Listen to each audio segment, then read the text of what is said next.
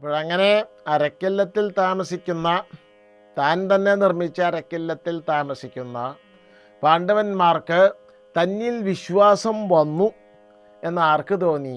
അരക്കില്ലം നിർമ്മിച്ച പുരോചനന് തോന്നി. അവൻ്റെ മുഖഭാവമൊക്കെ കണ്ടാൽ അങ്ങനെ മനസ്സിലാവും.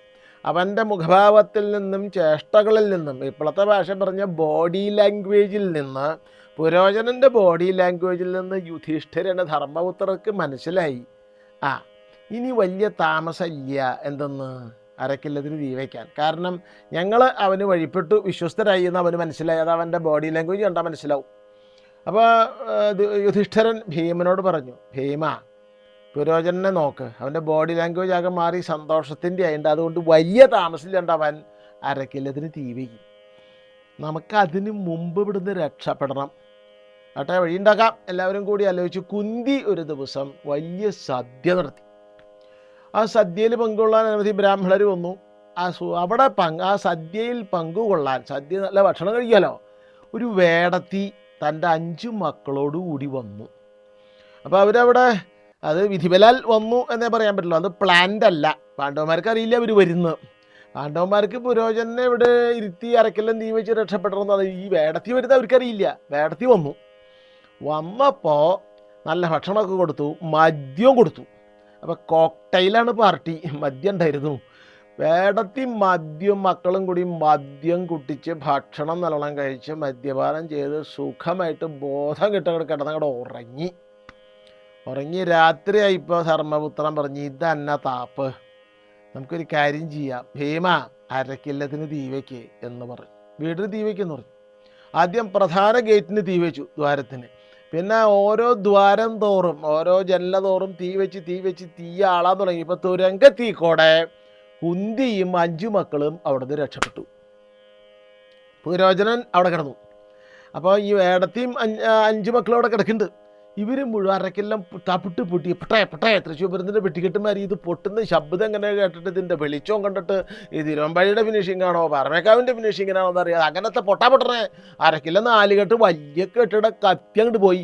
കത്തണ കണ്ടിട്ട് മറ്റേ വാരണാവത്തിലെ ആളുകളൊക്കെ ഓടിക്കൂടി. അങ്ങോട്ട് പോകാൻ പറ്റില്ലല്ലോ, ഫയർഫോഴ്സും കാണാനില്ല, പെട്ടെന്ന് കിട്ടാനില്ല, ആരെയും കാണാനില്ല, ആളുകൾ നോക്കി നിൽക്കുക.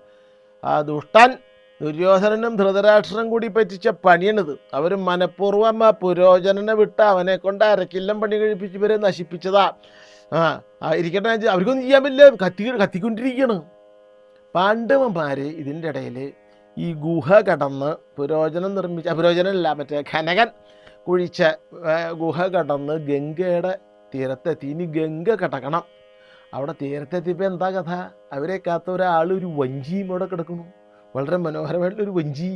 നമ്മുടെ ടൂറിസത്തിൻ്റെ ബോട്ടില്ലേ, അതിന് സൗകര്യമുള്ള അസല് വഞ്ചി. അത് ഹൗസ് ബോട്ടുകളുണ്ടല്ലോ, അതെ, വഞ്ചി നിർത്തിക്കണു. വിതുരൻ വിട്ട ആളാണ്. വിതുരനെ അറിയാം. അത്ര പേര് ഈ ജലം അന്വേഷിച്ച് ഇവിടെ വരും. ഗംഗയുടെ തീരത്ത് അവർ വരുന്ന വിതുരനെ അറിയാം. അതുകൊണ്ട് അവിടെ വഞ്ചി പാർക്ക് ചെയ്തേക്കുക. അപ്പോൾ ഒരാൾ വന്നു, ഞാൻ വിതുരൻ പറഞ്ഞിട്ട് വരുന്നതാണ്. അദ്ദേഹം ഒരു അടയാളവാക്യം പറഞ്ഞിട്ടുണ്ട്, അത് പറഞ്ഞു, വിതുരൻ നിങ്ങൾക്ക് ദുര്യോധനനെയും കർണനെയും ദുശ്ശാസനെയും ഒക്കെ ജയിച്ച് സുഖമായിട്ട് രാജ്യം വാഴാൻ സാധിക്കും. ഇപ്പോഴത്തെ കഷ്ടപ്പാടൊന്നും സാരില്ല എന്ന് സന്ദേശം പറഞ്ഞയച്ചിട്ടുണ്ട്. വഞ്ചിയിൽ കയറാം, ഗംഗാനദി ഞാൻ കടത്തിവിടാം എന്ന് പറഞ്ഞ് കുന്തിയെയും 5 മക്കളെയും അദ്ദേഹം ഗംഗാനദി കടത്തി. അപ്പോഴേക്കും നേരം പുലർന്നപ്പോൾ ഇവിടുത്തെ വാരണാവത നിവാസികൾ അപ്പോഴേക്കും തീയൊക്കെ കെട്ടു. അരക്കില്ലത്തിലെ തീയൊക്കെ കെട്ടപ്പോൾ ഇവരെ അവിടെയുള്ള വാരണാവതത്തിലെ നാട്ടുകാരെ കൂടി ഇവരുടെ ബോഡി കിട്ടണ്ടേ. ബോഡി കിട്ടാൻ നോക്കിയപ്പോൾ 6 ബോഡി ഉണ്ട്. ഒന്ന് ആ 5 മക്കൾ, ആ വേടത്തി പ്ലസ് പുരോചനൻ. അങ്ങനെ അകത്ത് കിടന്ന് ബോഡി നോക്കട്ടെ. ഖനകൻ അപ്പോൾ ആ സമയത്ത് എവിടെയോ മാറി താമസിച്ചു. ഖനകൻ വന്നിട്ട് എന്ത് ചെയ്തു വെച്ചാൽ, ഈ നാട്ടുകാർ വന്ന് ഈ ഗുഹ കാണണ്ട, തുരങ്കം കണ്ടാൽ രക്ഷപ്പെട്ടു എന്ന് അവർക്ക് മനസ്സിലാവാൻ ആ തുരങ്കം അടച്ചു. ഖനകൻ വന്ന് ഈ തുരങ്കം ഇവർ കാണാതെ അടച്ചു. നാട്ടുകാർ നോക്കിയപ്പോൾ 6 ആൾ മരിച്ചു കിടക്കുന്നുണ്ട്. നന്നായി, ആ പുരോചനന് ആ ഗതി വരണം. അവനല്ലേ ദുര്യോധൻ്റെ വാക്ക് കേട്ടിട്ട് ഈ പണി ചെയ്ത് അവനും കൂടി മരിച്ചു. നന്നായി. അപ്പോൾ നമുക്കൊരു കാര്യം ചെയ്യാം. ഈ കാര്യം ധൃതരാഷ്ട്രനും ദുര്യോധനും കൂടി മനഃപൂർവ്വം കാൽക്കുലേറ്റ് ചെയ്ത് പറ്റിച്ച പണിയാണിത്. നമുക്ക് ഈ വിവരം അവരെ അറിയിക്കണ്ടേ എന്ന് പറഞ്ഞ് ഈ നാട്ടുകാരവിടെ പോയി ധൃതരാഷ്ട്രനോട് പറഞ്ഞു, അതെ അങ്ങനെ ഇഷ്ടംപോലെ തന്നെ നടന്നു. പാണ്ഡവന്മാരൊക്കെ അരക്കില്ലത്തിൽ വെന്ത് മരിച്ചു. ഓ കട്ടായി, എൻ്റെ അനിയൻ മരിച്ചു, അവർ മക്കളും മരിച്ചു. എന്ന് ധൃതരാഷ്ട്രം കള്ളക്കരച്ചിൽ തുടങ്ങി. കരച്ചിൽ ഉള്ളിൽ സന്തോഷമാണ്, കരച്ചിലൊക്കെ ഗംഭീരമായിരുന്നു. കരഞ്ഞ് എല്ലാവരും വലിയ വിഷമത്തിലായി. വിഷമം ഉണ്ടോ എന്നുള്ളത് വേറെ വിഷയം. പക്ഷേ വിഷമം ആചരിച്ചു. നമ്മൾ അങ്ങനെയാണ്, ദുഃഖം ആചരിക്കുള്ളൂ, ദുഃഖം ആചരിക്കണം. അതെ, മരിച്ച 8 ദിവസം ദുഃഖാചരണം. അതെ, കൊടി താഴ്ത്തി കെട്ടിയ ദുഃഖം ഉണ്ടാവും. അത് ദുഃഖം ആചരിക്കണം. ധൃതരാഷ്ട്രൻ ദുഃഖാചരിച്ചു. അവർക്ക് വേണ്ട ശേഷക്രിയയ്ക്ക് വേണ്ട കർമ്മങ്ങളൊക്കെ ചെയ്യുക. വിതുരനും കരഞ്ഞു. പക്ഷെ വിതുരൻ്റെ കരച്ചിലിന് വോൾട്ടേജ് ഉണ്ടായിരുന്നില്ല. കാരണം വിതുരനറിയാലോ അവർ രക്ഷപ്പെട്ടിട്ടുണ്ടെന്ന്. വിതുരനറിയാം പാണ്ഡവന്മാരും കുന്തിയും ഓടുന്ന് രക്ഷപ്പെട്ടു. പക്ഷെ അദ്ദേഹം കരയാണ്ട് പറ്റില്ല. കാരണം വെച്ചാൽ അല്ലെങ്കിൽ ഇയാൾ ചാരനെന്ന് വരും. വിതുരൻ്റെ കരച്ചിലിന് ഒരു വോൾട്ടേജ് കുറവായിരുന്നു. മറ്റൊരു എന്ന് കരയുമ്പോൾ വിതുരൻ ഈനെ കരച്ചുള്ളൂ. വോൾട്ടേജ് കുറഞ്ഞ കരച്ചിൽ കരഞ്ഞു. അവർ അന്ത്യകർമ്മങ്ങളൊക്കെ ചെയ്തു. പാണ്ഡവന്മാർ പോയി, കുന്തിയും പാണ്ഡവന്മാരും പോയി. ഇനി അവരെ കൊണ്ടുള്ള ശല്യം അവസാനിച്ച് ദുര്യോധനൻ അമ്പട ഞാനേ സുഖമായിട്ട് അവിടെ ഇരിപ്പായി. അവരവിടെ ഇരിക്കട്ടെ. ഗംഗ കിടന്ന പാണ്ഡവന്മാരെന്ത് ചെയ്തു? ഭീമസേനൻ ഇവരെടുത്ത് നടന്നു. മറ്റത് പകലാണ് നടക്കണം. ഇപ്പം രാത്രിയാ. ഗംഗ കിടന്നു. രാത്രിയാണല്ലോ മറ്റേ അടക്കല്ലത്തിന് തീ വെച്ചത്. ഗംഗ കിടന്നപ്പോൾ ഭീമസേനൻ ഓരോ 5 ആളെയും 4 ആളെയും ഭീമസേന എടുത്തു. 5 ആളുണ്ട്, കുന്തി അടക്കം 5 ആളുണ്ട്. അതെ, ഓരോരുത്തരെ നകുല സഹോദരന്മാരെ കയ്യിൽ ഒക്കത്തെടുത്തു. അർജുനനെയും ധർമ്മപുത്രനെയും ഈ കയ്യിലെടുത്തു, 2 കയ്യിലെടുത്തു, തോളിലിരുത്തി. എന്നിട്ട് നടന്നു. അല്ലാണ്ട് വേറെ മറ്റൊരു വയ്യ നട്ടം നിന്ന ഭീമസേനൻ നടക്കുമ്പോൾ അദ്ദേഹത്തിൻ്റെ തുടകളടിക്കുന്ന ശബ്ദം കേട്ടിട്ട് കാറ്റുണ്ടായി ഇത്ര കാട്ടിൽ. അങ്ങനെ ഭീമസേനൻ ചവിട്ടിയ പ്രദേശം മുഴുവൻ ഇങ്ങനെ തകർന്ന് ചതഞ്ഞ് ഭീമസേനൻ ഇവരെടുത്ത് നടന്ന് അങ്ങനെ ഒരു സ്ഥലത്ത് ചെന്ന് അവരവിടെ ഇരുന്നു. വെള്ളമില്ല, ഒരു മഹാവനം. ആ വനത്തിലെ ക്രൂരജന്തുക്കൾ, ഹിംസ്രമൃഗങ്ങളൊക്കെ ഉണ്ട് അവിടെ ഇരുന്നപ്പോൾ കുന്തിക്ക് വെള്ളം കുടിക്കണം എന്ന് 5-6 പ്രാവശ്യം കുന്തി പറഞ്ഞ എല്ലാവർക്കും വയ്യ. ഭീമസേനൻ നോക്കിയപ്പോൾ ചില പക്ഷികൾ പറന്നു പോകുന്നുണ്ട്, അതുകൊണ്ട് ഇവിടെ എവിടെയെങ്കിലും വെള്ളം ഉണ്ടാവണം, ഞാൻ വെള്ളം കൊണ്ടുവരാം, നിങ്ങളൊക്കെ ഇവിടെ കിടക്കുമോ എന്ന് പറഞ്ഞ് ഭീമസേനൻ വെള്ളം കൊണ്ടുവരാൻ പോയി. അപ്പോൾ അദ്ദേഹം കുറച്ച് ദൂരം അങ്ങോട്ട് സഞ്ചരിച്ചപ്പോൾ അവിടെ വെള്ളമുണ്ട്. അപ്പോൾ അദ്ദേഹത്തിന് വേണ്ട വെള്ളം കുടിച്ചു. പിന്നെ ഉത്തരീയത്തിൽ കുറച്ച് വെള്ളം എടുത്തു. വേറെ പാത്രമൊന്നുമില്ല, അവിടെ ജീവനെ കൊണ്ട് രക്ഷപ്പെട്ടതാണ്. അപ്പോൾ ഉത്തരീയത്തിൽ കുറച്ച് വെള്ളം എടുത്ത് ഭീമസേനൻ അവിടെ നിന്ന് തൻ്റെ അമ്മയും സഹോദരന്മാരും, അപ്പോഴേക്കും അവർക്കൊക്കെ വയ്യാണ്ട് അവർ ബോധം കെട്ടോ ഉറങ്ങാൻ തുടങ്ങി. ഇതിൻ്റെ ഒരു മാനസിക പീഡ ഉണ്ടാവുമല്ലോ, ഈ അരക്കല്ലത്തിന് തീ വെച്ചതിൻ്റെ ആ യാത്ര ചെയ്തതിൻ്റെ ബുദ്ധിമുട്ട്, മനസ്സിനുള്ള ശല്യതൊക്കെ കൂടി അവരെല്ലാവരും കിടന്ന് ഉറങ്ങി.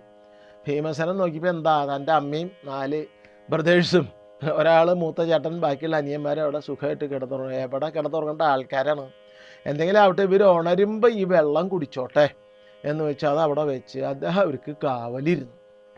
അങ്ങനെ അദ്ദേഹം അവർക്ക് കാവലിരിക്കുന്ന സമയത്തിങ്കൽ അവിടുന്ന് കുറച്ച് ദൂരം അങ്ങോട്ട് മാറിയിട്ട് അവിടെ ഒരു ഹിഡിംബൻ എന്ന പേരായിട്ടൊരു രാക്ഷസൻ താമസിച്ചിരുന്നു. ഹിഡിംബൻ എന്ന് പറഞ്ഞൊരു രാക്ഷസൻ അവിടെ മരത്തിൻ്റെ മുകളിൽ ഇരിക്കുക. എന്താ അത്? മനുഷ്യൻ്റെ മണം വരുന്നുണ്ടല്ലോ, മനുഷ്യൻ്റെ ചോരയുടെ മനം, ജീവനുള്ള കോയിൻ്റെ മനം എന്ന് ജഗതി കിലുക്കത്തിൽ പറഞ്ഞ പോലെ മനുഷ്യൻ്റെ മണം വരുന്നുണ്ടല്ലോ. അപ്പോൾ അദ്ദേഹത്തിൻ്റെ ഹിഡിംബൻ്റെ രാക്ഷസനാ. ഹിഡിംബൻ്റെ സഹോദരിയുണ്ട് ഹിഡിംബനുണ്ട്, ഹിഡിംബിയുണ്ട്. ഹിഡിംബിയോട് ഈ ഹിഡിംബൻ പറഞ്ഞു, കുറേ കാലമായി നമ്മൾ മനുഷ്യൻ്റെ ചോരയും മാംസവും തിന്നിട്ട്, മനുഷ്യന്മാർ ഇവിടെ അടുത്തുണ്ട്, നീ ഒരു കാര്യം ചെയ്യ്, നീ അവരെ പോയി പിടിച്ചു കൊന്നോ, ഞാൻ വരാം, നമുക്ക് വഴിക്ക് ഇത്തവണ വിഭവസമൃദ്ധമായ മനുഷ്യമാംസം നമുക്ക് ഭക്ഷിക്കാം, ചോരയും കുടിക്കാം എന്ന് പറഞ്ഞ് നീ പോയിട്ട് അവരോട് ഒന്ന് ശരിപ്പെടുത്തി പോവാ, അവരുടെ കഥ കഴിച്ചിട്ട് ഇങ്ങോട്ട് പോരെ എന്ന് പറഞ്ഞ് ഹിഡിംബൻ തൻ്റെ സഹോദരി ഹിഡിംബിയെ ഇവരുടെ അടുത്തേക്ക് വിട്ടു. അത് കൂറ്റന്മാരാ. അതെ, ചെമ്പിച്ചതാടിയും മീശയും കേശവും, വമ്പിച്ച കൈകളിൽ വില്ലും ശരങ്ങളും, ചെമ്പിച്ചതാടിയും മീശയും കേശവും, വമ്പിച്ച കൈകളിൽ വില്ലും ശരങ്ങളും എന്നൊക്കെ കുഞ്ചനമ്പ്യാർ പറഞ്ഞ കൂട്ടത്തിൽ അത്ര ഒരു കൂറ്റൻ രാക്ഷസനാണ് ഹിഡിംബൻ. അത്ര കൂറ്റതി തന്നെയാണ് ഈ ഹിഡിംബിയും. അപ്പോൾ ഹിഡിംബി പതുക്കെ അങ്ങനെ പാണ്ഡവന്മാരുടെ അടുത്തേക്ക് വന്നു. അപ്പോൾ കുന്തി എല്ലാവരും കിടന്നുറങ്ങണം, ഭീമൻ മാത്രം ഉണർന്നിരിക്കണം.